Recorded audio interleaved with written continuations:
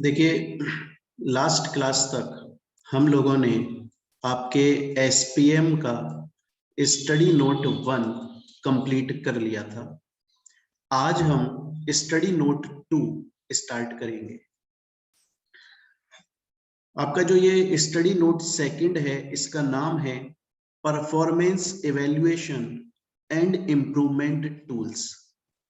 एक बार आप इसके दोबारा नाम को सही से पढ़ने की कोशिश करें। देखिए, नाम से काफी कुछ हमें समझ में आ जाएगा कि आखिर हमें चैप्टर में पढ़ना क्या है। परफॉर्मेंस इवैल्यूएशन, कंपनी के परफॉर्मेंस को इवैल्यूएट करेगा। तो ऑब्वियस बात है, हम काफी सारी टेक्निक्स और काफी सारे मेथड्स पढ़ेंगे इसके अंदर, जिनके थ्रू कंपनी की परफॉर्मेंस को इवैल्यूएट किया जाएगा। हम ये भी चेक करेंगे इस चैप्टर में कि जो बहुत सारे मेथड्स अवेलेबल हैं कंपनी की परफॉर्मेंस को इवैल्यूएट करने के लिए, एग्जामिन करने के लिए, चेक करने के लिए, उनमें से सबसे बेस्ट मेथड कौन सा रहता है, हम ये भी पढ़ेंगे इसके। तो एक तो हम मेथड्स पढ़ लेंगे और फिर हम ये देखेंगे कि जो भी रिजल्ट निकल के आता है उसको और बेहतर कैसे बनाया जा सकता है। इंप्रूवमेंट टूल्स भी देखे जाएंगे इसी चैप्टर में। अब दूसरी चीज मैं आपको बता दूं कि ये चैप्टर आपके लिए बहुत ज्यादा इंपॉर्टेंट है और इसमें से थ्योरेटिकल क्वेश्चन तो आता ही है, इस चैप्टर में से प्रैक्टिकल क्वेश्चन भी आ सकता है। तो उसको जब हम चैप्टर पढ़ेंगे, टॉपिक्स पढ़ेंगे, उस वक्त हम देख लेंगे। अब हम स्टार्ट करेंगे अपना पहला टॉपिक और पहले टॉपिक का नाम है बैलेंस्ड स्कोर कार्ड। इस टॉपिक को समझाने के लिए मैं आपको एक एग्जाम्पल दिखाना चाहूंगा। आप लोग पहले उस एग्जाम्पल को देखें। देखिए देखिए, ये हम मान लेते हैं कि ये दो फ्रेंड हैं, तो ये आपस में बातचीत कर रही हैं। तो इस फ्रेंड ने अपनी इस फ्रेंड से पूछा, बोले यार मैंने सुना कि कल तेरे लिए लड़के वाले आए थे तेरे को देखने के लिए, शादी वादी का कुछ तेरा चक्कर चल रहा है, तो रिजल्ट क्या रहा? फिर मतलब आए थे तो क्या नतीजा निकल के आया? ये लड़की बोली, बोला लड़का 3 लाख रुपए महीने कमाता है। बोला और? बोला और क्या करना है? लड़का, मैंने इससे ज्यादा पूछा ही नहीं कुछ। उसने बोला कि लड़का जो है वो 3 लाख रुपए महीना कमाता है, खत्म किस्सा। और किसी बात पर ध्यान क्या देना, 3 लाख रुपए कमाता है यार, फाइनेंशियली सिक्योर्ड है, बात खत्म करो ना। दोस्त बोले, बोले पागल वागल है क्या? सिर्फ पैसे देखकर शादी थोड़ी कर सकते हैं, मतलब सिर्फ फाइनेंशियल परफॉर्मेंस, फाइनेंशियल स्टेटमेंट को देखकर ही शादी कर लेगी? उसका पूरा स्कोर कार्ड देखना पड़ेगा ना, कि नेचर कैसा है, बिहेवियर कैसा है, लोगों में उसकी गुडविल कैसी है, ये सभी चीजें चेक करनी पड़ती है। तभी जाकर तो तेरे को एक्चुअल सिचुएशन पता लगेगी कि इस कंपनी में इन्वेस्टमेंट करूं कि नहीं करूं, इस बंदे से शादी करूं कि नहीं करूं। जैसे कि मैं आपको बताऊं, दो लोग थे, एक का नाम था रॉबर्ट कपलान और एक का नाम था डेविड नॉर्टन।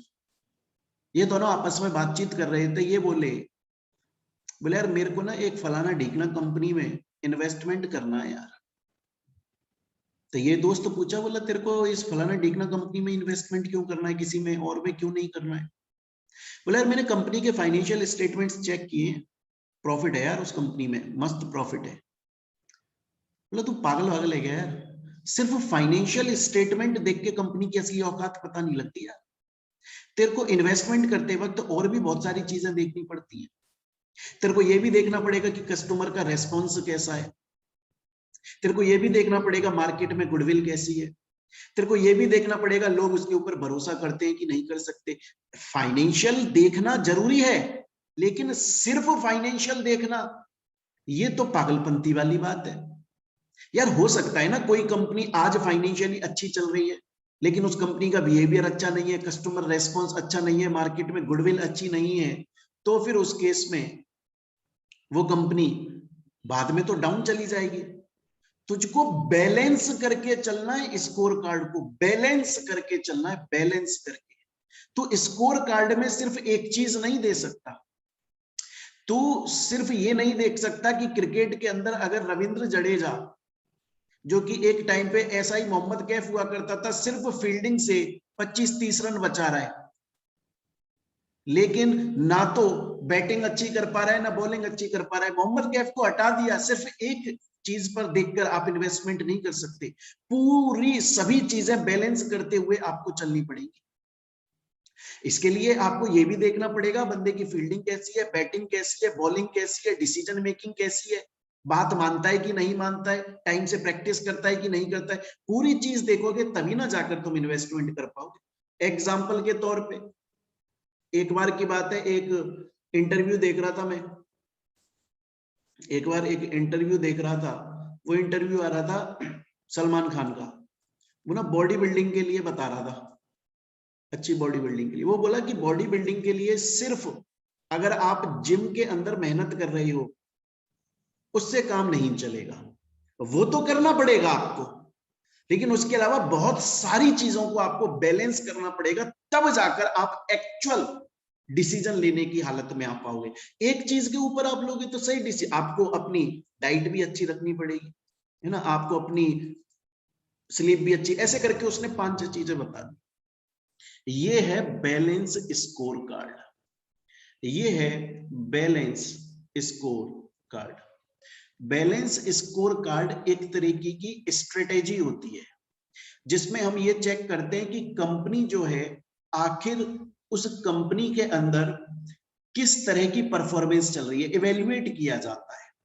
उसमें सिर्फ कंपनी के फाइनेंशियल चीजों को चेक नहीं किया जाता, बल्कि उसके अंदर यह भी देखा जाता है कस्टमर की नजर में हमारा क्या पर्सपेक्टिव है, ये भी देखा जाता है कि हमारा इंटरनल बिजनेस कैसा है, हम स्किल्ड लोग हैं कि नहीं है, हमारे कंपनी के अंदर जो लोग काम कर रहे हैं क्या वो सही से काम कर रहे हैं, क्या हम फ्यूचर में एक्सेल कर पाएंगे या अभी काम कर रहे हैं फ्यूचर में डूब जाएंगे। हम लोगों को अपने को कंटिन्यू इंप्रूव करना है, क्या हम पहले से बेहतर हुए या हम नीचे गिरते जा रहे हैं। हमें यह देखना है कि हमारे लोगों का फायदा, हमें ये सभी चीजें अगर देखोगे, अगर आप बैलेंस देख कंपनी का जो स्कोर कार्ड है अगर आप उसे बैलेंस करते हुए चेक करोगे, तब जाकर आपको कंपनी का एक्चुअल परफॉर्मेंस इवैल्यूएशन हो पाएगा। सिर्फ एक चीज को देखकर आप कंपनी का एक्चुअल परफॉर्मेंस इवैल्यूएशन नहीं कर सकते। तो एक बार बच्चे मुझे चैट पर ये बताएं, अभी तक मैंने जो आपको कहानी सुनाई क्या उससे थोड़ा बहुत समझ में आया आप लोगों को कि नहीं आया? एक बार यहां तक बताएं मुझको कि अभी तक मैंने जो आप लोगों को बताया है क्या वो समझ में आया, क्योंकि ये मैं दोबारा बोल रहा हूं बहुत इंपॉर्टेंट टॉपिक है, बहुत ही इंपॉर्टेंट टॉपिक है। एग्जाम में इसमें से आने के चांसेस बिल्कुल रहते हैं और एग्जाम में क्वेश्चन आ भी चुका है, और अभी तक मैंने आपको जो बोला है ये टॉपिक आपको समझ में आ जाना चाहिए। ठीक है, एक बार और मैं दोबारा से इसको समझा देता हूं, बहुत ध्यान से देखें आप लोग, बहुत ध्यान से देखें। मैं एक क्वेश्चन पूछूंगा, आप लोग उस क्वेश्चन का जवाब देंगे मुझे, आप लोग उस क्वेश्चन का जवाब देंगे मुझे। मेरा क्वेश्चन ये है कि एक टीचर है, देखिए, हाँ बिल्कुल ओवरऑल परफॉर्मेंस, देखिए दो टीचर हैं, दो टीचर हैं, एक का नाम है ए, एक का नाम है बी। ये अच्छा पढ़ाता है, ये अच्छा पढ़ाता है, ये अच्छा तो पढ़ाता है, टाइम पर आता है, टाइम पे कोर्स कंप्लीट करा देता है, टाइम पे डाउट सॉल्व कर देता है, टाइम पे टेस्ट ले लेता है, ये अच्छा पढ़ाता है। आप मुझे बताइए आपको इन दोनों में से कौन सा वाला ज्यादा सही परफॉर्मेंस इवैल्यूएशन लगता है? बी वाला लगता है। आप किसके अंदर इन्वेस्टमेंट करना चाहोगे? आप स्टूडेंट भी तो इन्वेस्टमेंट ही करता है ना, पैसा देता है, फीस देता है, तो वो उसका इन्वेस्टमेंट ही तो है। आप इसके अंदर इन्वेस्टमेंट करना चाहोगे, पता है क्यों? पता है क्यों? इसलिए क्योंकि इसने बैलेंस कर दिया पूरा अपना स्कोर कार्ड। मैं और एक चीज बताता हूं, और एक चीज सुनिए, आप इसको जानते हो क्या यार, एक आजकल कॉमेडियन बड़ा चल रहा है पिछले 2-3 सालों से, अनुभव सिंह बस्सी, देखा है कभी इसकी क्या नाम है वीडियोस, अगर कभी देखें इसका ना एक इंटरव्यू सुनिएगा, इंटरव्यू सुनिएगा, इसका एक इंटरव्यू सुनेगा। उसमें ये बता रहा है, बोला पहले मैं यूपीएससी कर रहा था, तो बोला यार यूपीएससी मेरे से क्लियर नहीं हुआ, बड़ा डिप्रेशन में चला गया था ये आदमी। बोला मैं एक वक्त बहुत डिप्रेशन में चला गया था, मैं लाइफ में काफी फेलियर देख लिए थे, इस वजह से मैंने, उसमें से एक कहानी सुना रहा था ये अपनी, कि मैं यूपीएससी जब कर रहा था तो यूपीएससी में बहुत सारे सब्जेक्ट होते हैं, ज्योग्राफी, हिस्ट्री, आपका पॉलिटी, हिस्ट्री में भी अलग अलग हिस्ट्रीज होती है, एंशियंट, मिडिवल, मॉडर्न वर्ल्ड, है ना। इसके अलावा आपका एनवायरमेंट, इसके अलावा आर्ट, ऐसे करके बहुत सारे सब्जेक्ट हैं। ये बोला, खुद बोल रहा है कि यार मैंने 2 बार यूपीएससी दिया, दोनों बार में बुरी तरह से फेल हुआ, और बोल रहा है मेरे को ये भी पता है मैं क्यों फेल हुआ, क्योंकि मुझे सिर्फ हिस्ट्री सब्जेक्ट में मजा आता था, तो मैं उसको पढ़ता था, दिन भर रात भर पढ़ता था, बड़ा मजा आता था। लेकिन मैंने ज्योग्राफी नहीं पढ़ी, पॉलिटी नहीं पढ़ी, एनवायरमेंट नहीं पढ़ी, आर्ट एंड कल्चर नहीं पढ़ी। इसका मतलब यार मैंने सिर्फ एक एरिया पर ध्यान दिया, मैंने हर चीज को बैलेंस करके नहीं चलाया, मैंने हर चीज को बैलेंस नहीं किया और मैं फेल हूं। अगर आपको किसी कंपनी में इन्वेस्टमेंट करना है ना, तो आपको उस कंपनी के अंदर बैलेंस चीजें चेक करनी पड़ेंगी। मैं और एक एग्जांपल देता हूं, बहुत ध्यान से सुने। एक बार की बात है, मेरे पास में एक कहीं दिल्ली के, हाँ मेरे पास में एक दिल्ली के इंस्टीट्यूट से कॉल आया, बोला सर हम चाहते हैं कि आप हमारे स्टूडेंट्स को फलानी चीज पढ़ा दो। मैंने कहा सर मैं इसका जवाब कल दे दूंगा आपको। बोले ठीक है। तो मैंने फिर मैंने पता किया कि वो जो इंस्टीट्यूट है ना, वो जो कोचिंग है, वो अभी नई नई खुली है और उसमें बच्चे आ गए हैं, तो पैसा तो आ रहा है उसके पास में, लेकिन उसका मैनेजमेंट ठीक नहीं है, काफी सारी प्रॉब्लम है। तो पैसा तो आ रहा है फाइनेंशियली, तो अभी प्रेजेंट में तो दिख रहा है कि हाँ पैसा है, पर ये इंस्टीट्यूट की इमेज अच्छी नहीं है मार्केट में। बच्चा जो है ना वो खुश नहीं है कि यार इसमें टाइम पर कोर्स नहीं, फलाना ढिकना, ऐसे करके उसे बहुत सारे इश्यूज हैं। अगर मैं उस इंस्टीट्यूट से जुड़ जाता ना कहीं मेरी गुडविल पर भी अफेक्ट पड़ जाता, मेरा भी नुकसान हो जाता। तो मैंने उसको ड्रॉप मार दिया, मैंने इन्वेस्टमेंट ही नहीं किया उसके अंदर कि नहीं सर मैं नहीं पढ़ा पाऊंगा, आई एम सॉरी, आप किसी और को देख लीजिए। क्यों ऐसा? क्योंकि वो बैलेंस करके नहीं चल रहा है ना, हर चीज को बैलेंस करके नहीं चल रहा है। आपको हर चीज को बैलेंस करनी पड़ेगी। एग्जाम्पल के तौर पे और समझिए, ये बैलेंस स्कोर कार्ड 4 पर्सपेक्टिव, ये बहुत इंपॉर्टेंट टॉपिक चल रहा है, याद रखिएगा। 4 पर्सपेक्टिव को देखता है। वो ये बोलता है कंपनी में आप फाइनेंशियल चीजों को तो चेक करो, और देखो जो इंपॉर्टेंट चीज है उसको मैंने यहाँ मार्क कर दिया है। फाइनेंशियल में ऑपरेटिंग प्रॉफिट चेक करो, return of investment, income, economic value कितनी ऐड होती चली जा रही है, कितनी ग्रोथ है, ये तो आपको चेक करनी है।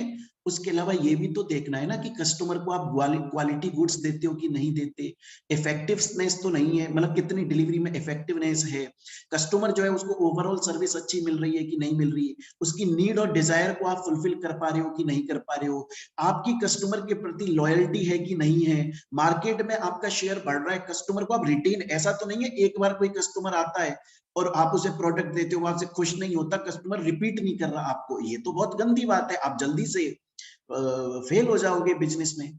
इंटरनल भी देखना पड़ेगा आपको कि आपको नए नए इनोवेशन लेकर आने पड़ेंगे, जैसी जैसी लोगों की डिमांड चेंज हो रही है ना, उस तरीके से आपको खुद को चेंज करना पड़ेगा। आपको पोस्ट सर्विस भी सेल सर्विसेज देनी पड़ेगी, पोस्ट सेल भी कुछ सर्विसेज देनी पड़ेगी, और उसके अलावा खुद को आपको एबल बनाना पड़ेगा, आपको स्किल्ड लोग कंपनी के अंदर, ये पूरा अगर आप बैलेंस लेकर चलोगे तब जाकर आपकी कंपनी सही ट्रैक पर काम कर रही होगी। अगर सिर्फ आप ये आंख बंद करके सोच लोगे कि गोविंदा बन जाओगे, अगर आप बॉलीवुड के, कि एक टाइम पर आप 10-10 15-15 मूवियां कर रहे हो और सोच रहे हो पैसा आ रहा है, तो जल्दी कट लोगे। आपको अमिताभ बच्चन बनना पड़ेगा, आपको हर चीज को, आपको टाइम पे भी आना पड़ेगा, आपको डायरेक्टर की बात भी सुननी पड़ेगी, आपको टाइम पे प्रमोशन पर भी जाना पड़ेगा, है ना, आपको अच्छी एक्टिंग भी करनी, आपको सब कुछ बैलेंस लेकर चलना है।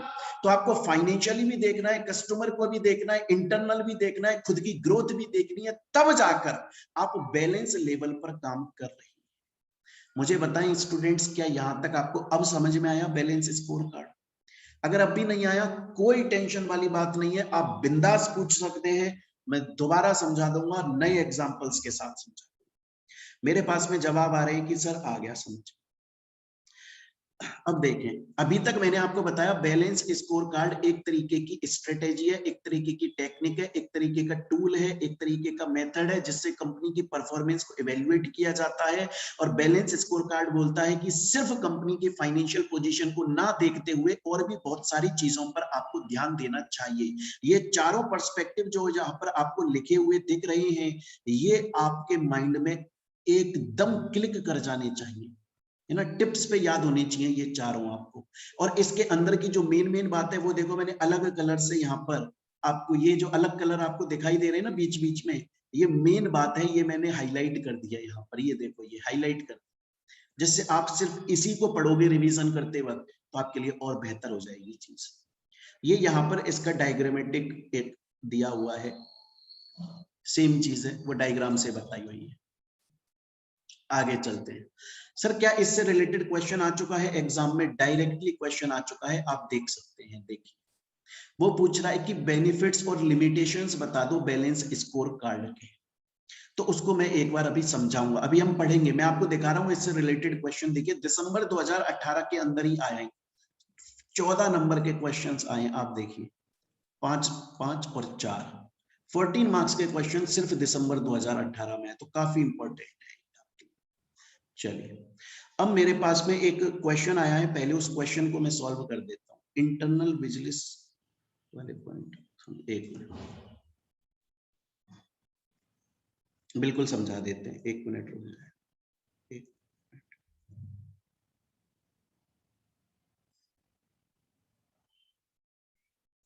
देखिए पहले ना आप इसका मीनिंग समझें, आप सब कुछ छोड़ दें, सिर्फ इसका मतलब समझिए। Internal business, internal business, internally आप पहले खुद तो इंप्रूव कर लो खुद को। आप अगर खुद इंप्रूव हैं, आप अगर खुद क्वालिफाइड हैं, तब जाकर आप दूसरे बंदे की एक्सपेक्टेशन को फुलफिल कर पाओ। एग्जाम्पल के तौर पे एक चीज समझिएगा, एग्जाम्पल के तौर पे अगर आज कोई कंपनी काम कर रही है और आपने उस कंपनी को लाला जी की दुकान बना दिया है कि सुबह शटर खुलती है शाम को बंद हो जाती है, लेकिन आपका कोई टारगेट नहीं है कि मुझे एक साल में कहां किस पोजीशन तक पहुंचना है, मुझे 100 करोड़ कमाने हैं या मुझे 10 करोड़ कमाने हैं, कुछ तो टारगेट रखो, आपके ऑब्जेक्टिव्स होने चाहिए और आप कस्टमर की एक्सपेक्टेशंस को मैच करो, उनको फुलफिल करते रहो। आपका जो कस्टमर है वो आपसे सेटिस्फाइड रहे, फाइनेंशियली भी आप सक्सेसफुल रहो। कस्टमर सेटिस्फाई करने का ये मतलब नहीं है कि आप फ्री फोकट में उसको प्रोडक्ट बांट दो, आप खुद भी पैसा कमाओ, और लेकिन जो प्रोडक्ट आप दे रहे हो वो क्वालिटी प्रोडक्ट होना चाहिए। जैसे एग्जांपल के तौर पे अगर कोई कोचिंग इंस्टीट्यूट ये बोलता है कि साहब मैं फीस में कमी नहीं करूंगा, मैं फीस तो एज इट इज जो है वही लूंगा, एक देला भी कम नहीं करूंगा, लेकिन हाँ मैं पढ़ाऊंगा आपको क्वालिटी, मजा आएगा आपको, आपको इसमें कोई शिकायत नहीं आएगी, यही होना चाहिए। खुद को इंप्रूव इतना कर लो कि आपकी क्वालिटी सबसे बेहतर हो, अपने ऑब्जेक्टिव्स को अचीव करो। देखो इसके अलावा इनोवेशन लेकर आओ आप।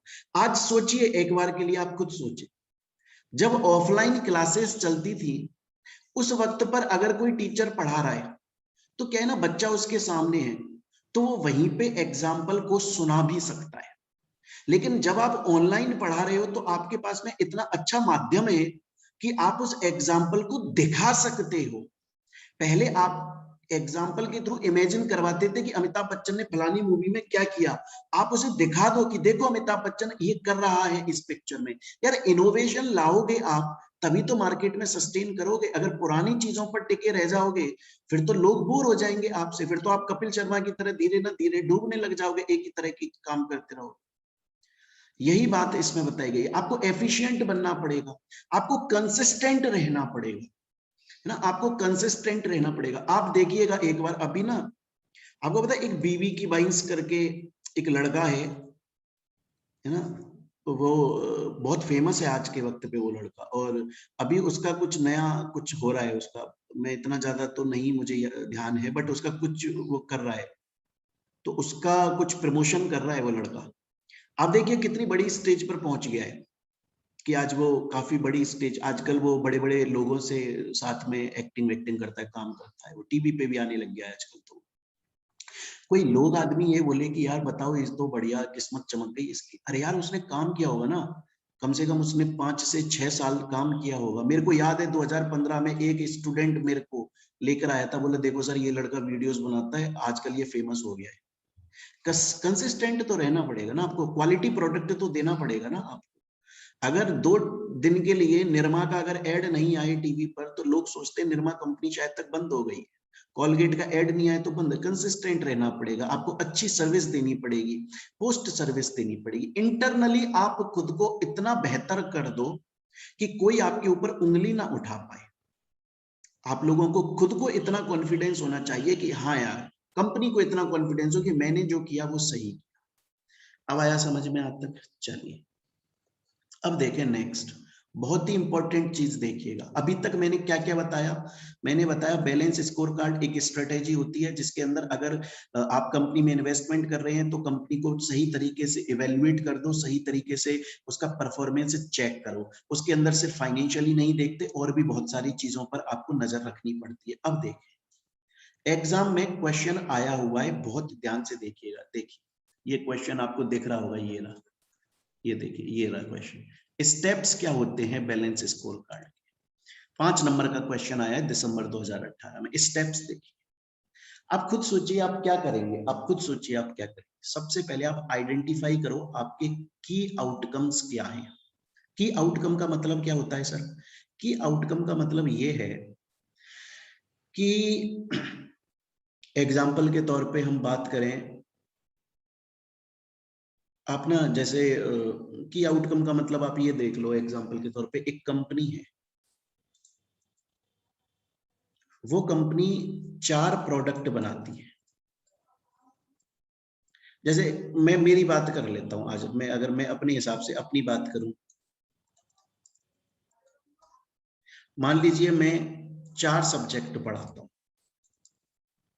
लेकिन पता है उनमें से एक ऐसा सब्जेक्ट है जिस पर मेरा बहुत अच्छा कंट्रोल है। मुझको ये पता है कि अगर मेरे 3 सब्जेक्ट में बच्चों को नहीं भी समझ में आया, ये वो सब्जेक्ट है जिसमें मैं होने ही नहीं दूंगा कि वो उसे समझ में नहीं आए।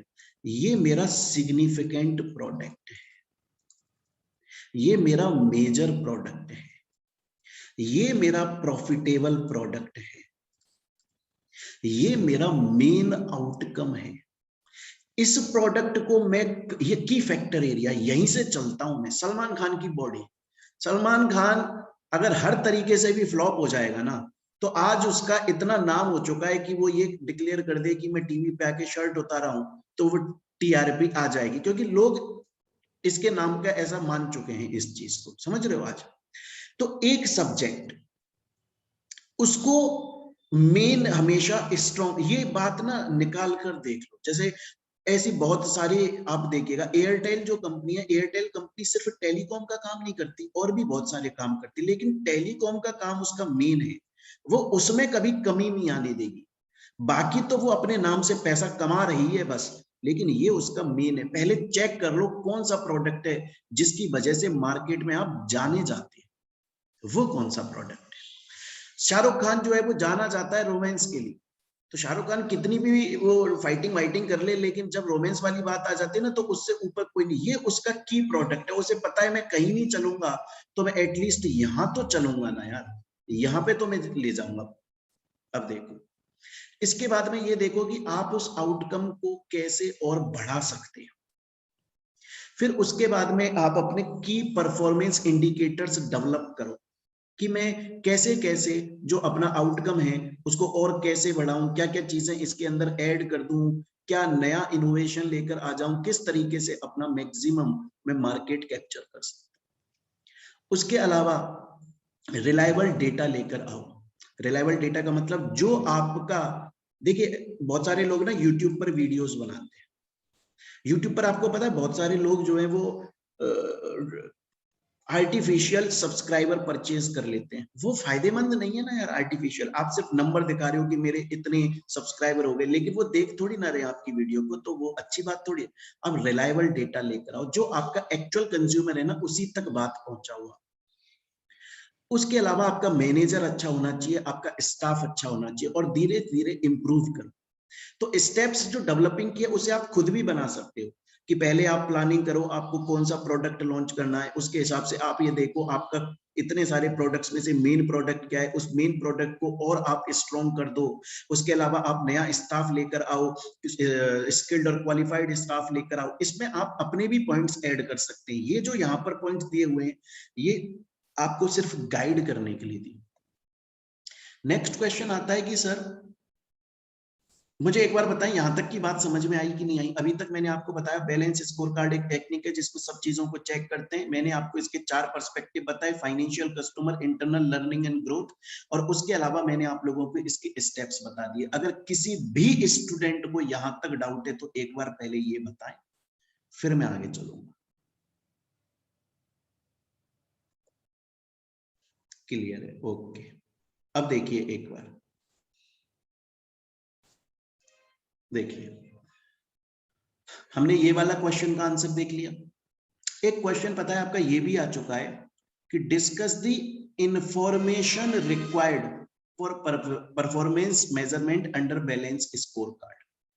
इसको अगर मैं ना समझाऊं ना तो भी बच्चे लिख देते हैं। बच्चे बोलते हैं सर समझा तो दिया, कौन कौन सी इंफॉर्मेशन जरूरी है। एक तो सर फाइनेंशियल इंफॉर्मेशन जरूरी है, एक सर कस्टमर का रेस्पॉन्स जरूरी है, एक सर कंपनी की लर्निंग जरूरी है, एक सर उसका इंटरनल बिजनेस एवेल्युएशन जरूरी है, एक सर ये जरूरी है कि वो कितना आफ्टर सेल सर्विस बढ़िया देता है कि नहीं देता, एक सर कस्टमर का फीडबैक जरूरी। ये सभी चीजें जरूरी हैं, तब जाकर बैलेंस स्कोर कार्ड के थ्रू हम मेजर कर सकते हैं।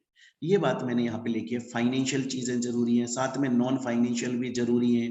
कितना इंप्रूवमेंट लेकर आ रहे हैं, डेवलप कर रहे हैं कि नहीं कर रहे एक्टिविटीज को, रेगुलर रिपोर्ट लेते हैं कि नहीं लेते हैं अपने लोगों की, जो उनका मेन एरिया है वहां पर सही से काम करते कि नहीं करते। वही सेम चीज रिपीटेड है। मेरे से बहुत बार स्टूडेंट ये भी बोलता है कि सर जब बैलेंस स्कोर कार्ड का मेन मीनिंग आपने समझा दिया तो बार बार इतने बड़े नोट्स क्यों दिए हैं। वो इसलिए दिए हैं जिससे आप जब पढ़ो तो एटलीस्ट आपको चीजें क्लिक कर जाए, समझ में तो आ गया है, बट एक बार ये पॉइंट्स आप लिख दोगे ना तो आपको एग्जाम में थोड़े एक्स्ट्रा मार्क्स मिल जाएंगे। क्योंकि हम सिर्फ अगर हमारे सब कुछ मन का लिख देंगे तो क्या सभी पॉइंट्स ऐसे लगेंगे मिलते जुलते से पॉइंट्स है। तो इसलिए थोड़े से पॉइंट्स आपको दे दिए हैं गाइड करने के लिए, जिससे आपका जो कंसेप्ट है वो थोड़ा ज्यादा क्लियर हो जाए। देखिए नेक्स्ट बात, इंफॉर्मेशन रिक्वायर्ड, वही सेम चीज यहां पर दी हुई है जो हमने पहले पढ़ी थी। Customer perspective, internal perspective, same चीज रिपीटेड है यहां तक।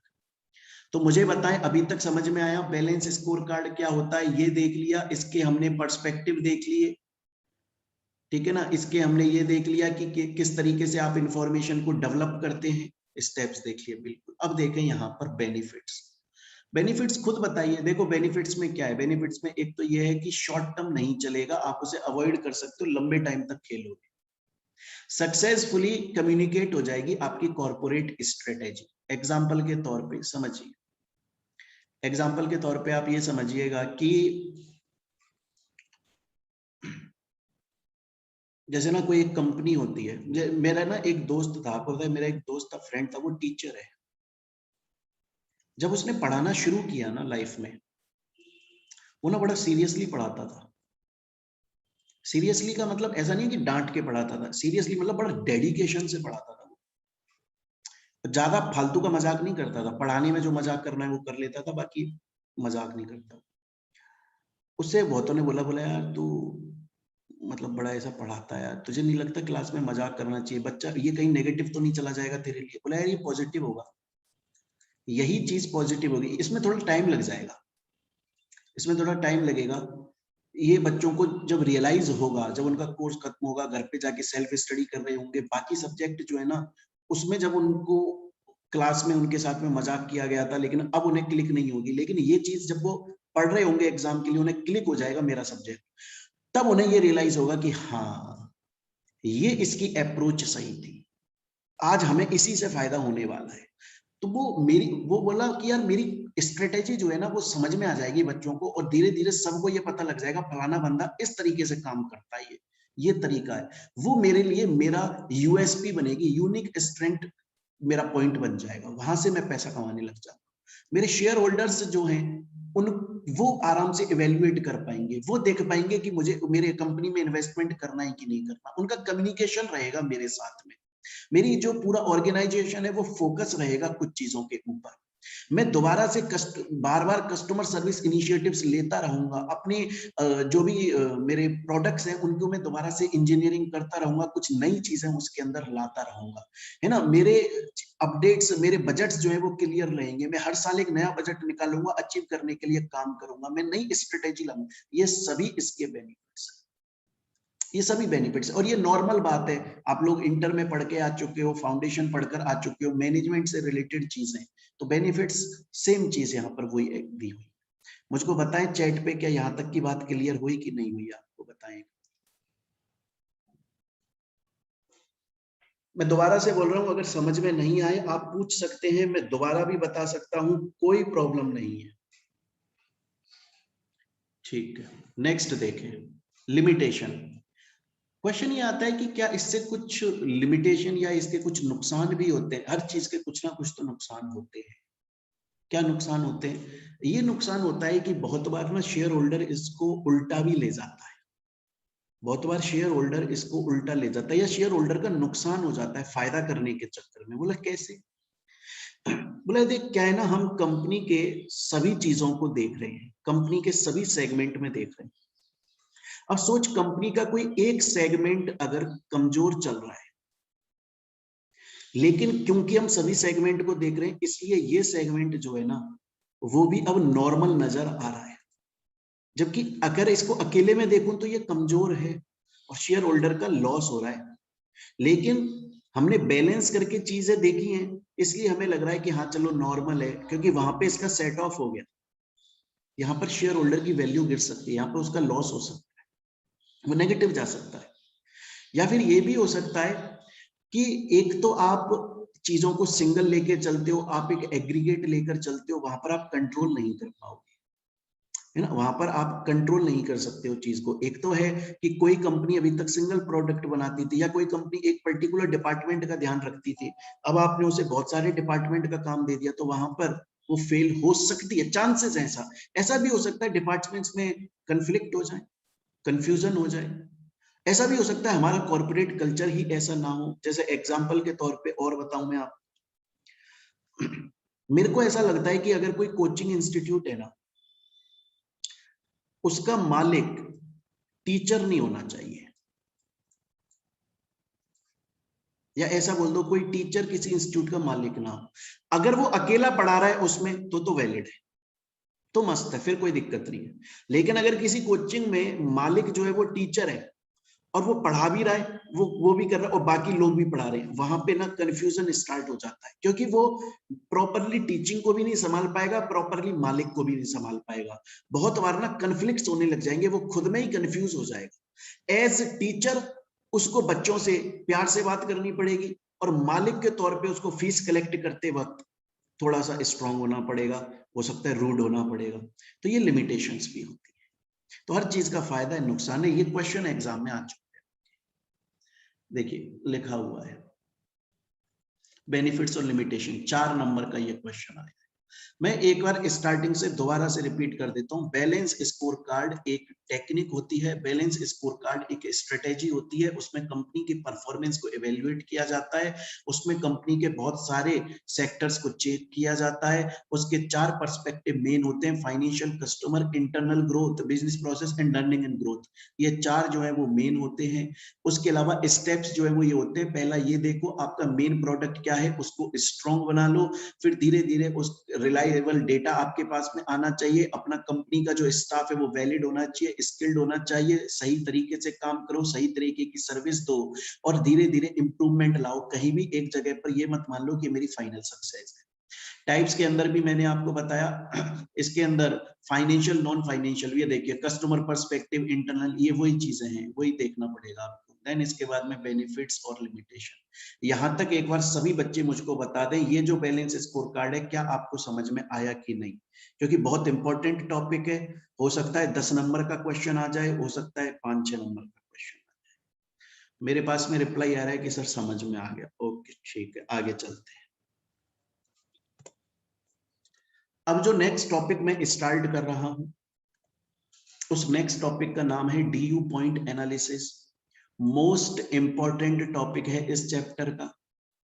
इससे थ्योरेटिकल क्वेश्चन भी आता है, प्रैक्टिकल भी आ जाता है, और दोनों भी आ जाते हैं। मतलब प्रैक्टिकली सॉल्व करने को दे दिया और फिर उस पर अपना कमेंट करने को दे दिया, ऐसा भी हो जाता है। इस डीयू पॉइंट एनालिसिस को समझाने के लिए मैं आप लोगों को पहले एक एग्जाम्पल दिखाना चाहूंगा। आप उसे एग्जाम्पल को ध्यान से देखें, फिर हम आगे बात करें। देखिए, ये है राहुल द्रविड़, बहुत बढ़िया क्रिकेटर हैं। ये है विराट कोहली, ये भी बहुत बढ़िया क्रिकेटर। ये दोनों आपस में बात कर रहे हैं। विराट कोहली बोल रहे हैं, क्योंकि ये सीनियर है, तो बोल रहे हैं कि राहुल सर देखो, ये यार जो सोनाक्षी सिन्हा एक्ट्रेस है ना यार, देखो पहले थोड़ी फैट हुआ करती थी, मोटी थी, ये धीरे धीरे ना अब पतली होती जा रही है यार। राहुल द्रविड़ जी बोला विराट वो पतली नहीं हो रही है, वो कमजोर हो रही है। और पतली होने में, इसको आप पतली शब्द को यहाँ पे फिट मान लो, कि फिट होने में और कमजोर होने में बहुत फर्क है। एक तो वो मेहनत करके हो जाती, उसने क्या खाना पीना छोड़ छाड़ दिया, वो खाती नहीं है, कुछ भूखी रहती है, भूखी रह रही है तो वो कमजोर हो रही है। जरूरी नहीं है कि हमें आज ये इस तरीके से पतली दिखाई दे रही है तो ये इसके लिए फायदेमंद वाली बात हो। हमें वो अब समझा रहे हैं राहुल द्रविड़ साहब विराट कोहली को, देखिए यार बहुत बार ऐसा होता है, जो चीज हमें फायदे वाली नजर आ रही होती है ना इंसान के लिए, एक्चुअली में वो प्रॉफिट में नहीं होती है। हमें उसे दूसरे नजरिए से देखना पड़ेगा उसके लिए। जैसे जैसे फिर विराट कोहली बोला यार देखो, और समझाओ मेरे को राहुल साहब, और समझाओ इस बात। बोला देख, ये आदमी तेरे को यहाँ पर दिखाई दे रहा है, ऐसा लग रहा है देख इसकी खतरनाक बॉडी है, लेकिन ये बॉडी नहीं है इसकी, कितना पतला सा मरा सा लग रहा है ये क्या है, इसने देख इंजेक्शन ले रखे हैं, इसने इंजेक्शन, इसकी इंजेक्शन से ऐसा लग रहा है कि इसने बॉडी बना ली, जबकि हाथ पैर तो पतले हैं इसके, एकदम मरा सा लगता है। और बाद में ये इसका शरीर जो है वो खराब होगा धीरे धीरे, क्योंकि इंजेक्शन में कुछ ना कुछ तो केमिकल होगा, वो फ्यूचर में कुछ ना कुछ तो करेगा अंदर बॉडी के अंदर, और इसका नुकसान होगा। क्या है ना यार, हमें सिर्फ जो चीज सामने से नजर आ रही है, सिर्फ उसको देख के तुम डिसीजन ले लोगे तो हो सकता है तुम्हारा डिसीजन गलत हो जाए, क्योंकि हमें और भी फैक्टर्स चेक करने पड़ेंगे यार डिसीजन लेते वक्त। बोला और सही से समझाओ, और सही से समझेंगे हम इस बात को। अमिताभ बच्चन साहब, ये बेटे हैं, ये इनकी माँ है निरूपा रॉय, बड़े खुश हैं। बोले इतना खुश क्यों है बेटा? बोले माँ, मैं जिस कंपनी में काम करता हूं ना यार, उस कंपनी का रिटर्न ऑन इक्विटी बहुत जबरदस्त दिख रहा है इस बार। उस कंपनी ने अपनी बैलेंस शीट रिवील करी है, अपना कुछ फाइनेंशियल स्टेटमेंट दिखाया है, उसमें रिटर्न ऑन इक्विटी जो है ना वो बड़ा जबरदस्त नजर आ रहा है यार। बोला बेटा, ये जरूरी नहीं है कि खुश होने वाली बात हो। रिटर्न ऑन इक्विटी अगर किसी कंपनी का ज्यादा आ रहा है, जरूरी नहीं है कि ये खुश होने वाली बात। जरूरी नहीं है कि हर बार अगर रिटर्न ऑफ इक्विटी हमें बढ़ता हुआ दिख रहा है, इसका मतलब शेयर होल्डर्स का फायदा हो रहा है, ये जरूरी नहीं है। बोले क्या मतलब? रिटर्न ऑन इक्विटी बढ़ेगा तो शेयर होल्डर का फायदा ही होगा ना, जरूरी क्यों नहीं है? बोला देख, रिटर्न ऑन इक्विटी बहुत सारी वजह से बढ़ सकता है। कंपनी का जो रिटर्न है इक्विटी का, वो बहुत सारी वजह से बढ़ सकता है। अगर इसलिए बढ़ रहा है क्योंकि सच में कंपनी ने अब की बार प्रॉफिट्स ज्यादा कमाए हैं, तो अच्छी बात है, तो फिर शेयर होल्डर का फायदा है, तो बहुत अच्छी बात है, तो खुश हो तो। लेकिन तेरे को पता है कभी कभी इसलिए भी रिटर्न ऑन इक्विटी बढ़ जाता है क्योंकि प्राइस बढ़ गई, हमने किसी चीज की प्राइस बढ़ा दी तो रिटर्न ऑन इक्विटी बढ़ गई। लेकिन देखा जाए तो शेयर होल्डर का फायदा नहीं है उसमें। कभी कभी ऐसा भी हो जाता है कि कंपनी ने कहीं से डेट ले लिया, कंपनी ने कहीं से उधार ले लिया, उसकी वजह से कंपनी में दिख रहा है कि कंपनी के अंदर पैसा ज्यादा आ गया है, लेकिन वो पैसा तो डेट का पैसा है ना। सपोज कर कंपनी के अंदर 100 रुपए हैं, 40 रुपए तो इक्विटी के हैं, ये तो अच्छी बात है, 60 रुपये उसने उधार लिए, ये डेट है। अरे ये रिस्की काम है यार, इस पर क्यों खुश हो रहे हो? इसकी वजह से तुम्हारे रुपए 40 से 100 हो गए, रिटर्न ऑन इक्विटी बढ़ गया, लेकिन ये खुश होने वाली बात नहीं है। जरूरी नहीं है कि हर बार अगर कंपनी का रिटर्न ऑन इक्विटी हमें ज्यादा दिखाई दे रहा हो वो बढ़ने वाली बात है। बहुत बार महंगाई की वजह से भी बढ़ जाता है, बहुत बार डेट की वजह से भी बढ़ जाता है। तो फिर ये बेटा बोला, अब इसके बाद समझ में आने लगी धीरे धीरे, बोला यार सही बोल रही है मम्मी। तो बोले माँ, ये रिटर्न ऑन इक्विटी जब हम चेक करते हैं तो इसका तरीका क्या है, हम किस तरीके से चेक करें, हम किस तरीके से कंपनी की परफॉर्मेंस को एवेल्युएट करें कि हमें सही बात का पता लग पाए। बोला बेटा देख, 3 अलग अलग तरीके, 3 अलग अलग फॉर्मूलाज होते हैं, तू ना उन तीनों के थ्रू चेक कर, तू उन तीनों के थ्रू चेक कर, सेल्स के थ्रू, प्रॉफिट के थ्रू, लिवरेज, डेट के थ्रू, तीनों के थ्रू चेक कर। जब तू तीनों के थ्रू चेक कर लेगा ना, तब भी अगर रिटर्न ऑन इक्विटी बढ़ रहा है तो तू प्रॉफिट में चल रहा है। सोच कि अगर प्रॉफिट की वजह से रिटर्न ऑन इक्विटी नहीं बढ़ रहा है बल्कि डेट की वजह से बढ़ रहा है, फिर गाय को 32 दिखा के खुश हो रहा है, फिर तो कोई शेयर होल्डर का फायदा थोड़ी है इसमें, बल्कि कंपनी ने पैसा उधार पे ले लिया, तेरे को तो डरना चाहिए, कंपनी कल को बंद हो गई, तेरा पैसा डूब जाएगा। इसे हम डीयू एनालिसिस बोलते हैं, इसे हम डीयू एनालिसिस बोलते हैं। अब बहुत ध्यान से ये लैंग्वेज पूरी पढ़िएगा, एक एक पॉइंट में पढ़ के सुना रहा हूं क्योंकि ये वो पॉइंट नहीं है। डीयू पॉइंट एनालिसिस आपके मॉड्यूल में बहुत ही बेकार तरीके से दिया हुआ है, अगर आप मॉड्यूल पढ़ेंगे तो मुझे नहीं लगता वो इतने अच्छे से समझ में आ पाएगा, इसलिए इसको मैंने अपनी लैंग्वेज में लिखा है, बहुत ध्यान से पढ़े। रिटर्न ऑन इक्विटी एक बहुत स्ट्रॉन्ग मेजर होता है ये पता करने का कि कंपनी किस तरीके से काम कर रही है, कंपनी की वैल्यू कितनी। इसीलिए इन्वेस्टर्स जब भी कंपनी में इन्वेस्टमेंट कर रहे होते हैं तो कंपनी का रिटर्न ऑन इक्विटी चेक करते हैं। लेकिन बहुत बार ऐसा नंबर होता है, बहुत बार ऐसा होता है कि रिटर्न ऑन इक्विटी का जो नंबर हमारे सामने निकल के आता है इन्वेस्टर्स के सामने, वो मिसलीडिंग होता है, और इन्वेस्टर्स जो है वो असलियत ना जानकर बायस्ड हो जाते हैं और उन्हें लगता है कि हमें इसके अंदर इन्वेस्टमेंट कर देना चाहिए कंपनी में, जबकि एक्चुअली में नहीं करना चाहिए था, क्योंकि रिटर्न ऑन इक्विटी डेट की वजह से बढ़ा था, फाइनेंशियल लिवरेज की वजह से बढ़ा था, रिस्की प्रोजेक्ट ना कि प्रॉफिट की वजह से बढ़ा था। नॉर्मली रिटर्न ऑफ इक्विटी का आप देखते हो not net profit divided by share holders fund, वो हम निकाल देते हैं कि शेयर होल्डर कितना कमा रहा है उस पर। लेकिन ये जो ड्यू पॉइंट एनालिसिस है ये इस बात को यहां पर ब्रेक करता है, तोड़ता है, और एक हमारी अच्छी अंडरस्टैंडिंग बनाता है, जहां पर हमको ये पता लगता है कि रिटर्न ऑन इक्विटी जो है वो बहुत सारे मैटर्स को देखते हुए निकलता है, ना कि सिर्फ किसी पर्टिकुलर चीज को देख के निकलता है, बल्कि इन्वेस्टर को कंपनी की बहुत सारी चीजों को चेक करना। और ये जो कंसेप्ट है, हमें डीयू पॉइंट कॉर्पोरेशन नाम की एक एंटिटी थी, उसने ये कंसेप्ट हमें दिया था। उसने बोला था कि बहुत सारे शेयर होल्डर्स जो है वो गलत कर रहे होते हैं, बहुत सारी पब्लिक गलत करती है, वो कंपनी का रिटर्न ऑन इक्विटी देखकर और इन्वेस्टमेंट कर देती है, जबकि उनको ये नहीं पता होता है कि रिटर्न ऑन इक्विटी कंपनी का प्रॉफिट की वजह से नहीं बल्कि उधार लेने की वजह से ज्यादा हो रहा है। रिटर्न ऑन इक्विटी जो है उसको हम 3 रेशियो से कैलकुलेट कर लेते हैं, नेट प्रॉफिट, असेट टर्नओवर और फाइनेंशियल लिवरेज, जिसे इक्विटी मल्टीप्लायर का नाम भी दिया जाता है। एक बार सभी बच्चे मुझको बताएंगे क्या ये बात समझ में आई आपको? डीयू पॉइंट एनालिसिस का अभी तक मैंने जितना समझा, ये खत्म नहीं हुआ है, ये कंसेप्ट कल की क्लास में भी चलेगा। पहले मुझको आपको इन तीनों फॉर्मूलाज को अलग अलग समझाना है, फिर उसके बाद में इन तीनों फॉर्मूलाज को एक में कन्वर्ट करके समझाना है, और फिर उसके बाद को हमें प्रैक्टिकल क्वेश्चन भी करना है। ठीक है ना? 10 नंबर का क्वेश्चन आ चुका है डायरेक्टली आपके एग्जाम, इसलिए हमें अब मुझे सिर्फ इतना बताओ, यहां तक समझ में आना चाहिए, आप स्टेप बाय स्टेप लेकर चल पाऊंगा मैं आपको। डीयू पॉइंट एनालिसिस का मतलब है कि कंपनी की रिटर्न ऑन इक्विटी को जब आप चेक कर रहे हो तो हो सकता है share holder return on equity को देखकर मिसलीड कर जाएं और कंपनी में इन्वेस्टमेंट कर दें। लेकिन रिटर्न ऑन इक्विटी ज्यादा इसलिए भी हो सकता है कि कंपनी में महंगाई आ गई थी, या फिर प्राइस बढ़ा दी गई थी, या फिर डेट ले दिया था, और उस केस में अगर शेयर होल्डर इन्वेस्टमेंट कर रहा है तो वो सही बात नहीं है। इसलिए हमें ज्यादा अच्छे से कंपनी के परफॉर्मेंस को इवेल्युएट करने के लिए डीयू पॉइंट का सहारा लेना पड़ता है, डीयू पॉइंट एनालिसिस करना पड़ता है। और डीयू पॉइंट बोलता है कि आप तीन रेशियोज के थ्रू रिटर्न ऑन इक्विटी निकालिए, तब जाकर आपका असली समझ में आएगा।